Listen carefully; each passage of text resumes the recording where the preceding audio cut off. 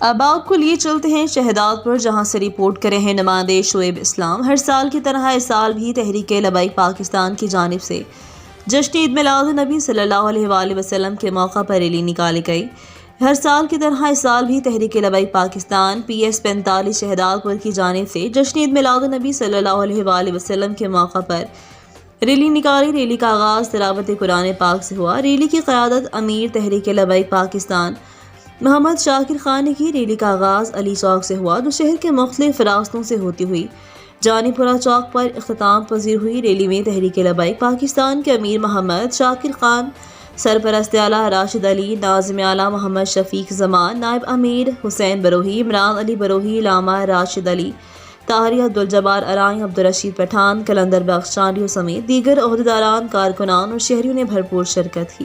مزید خبروں کے لیے دیکھتے رہیے ریڈ نیوز .pk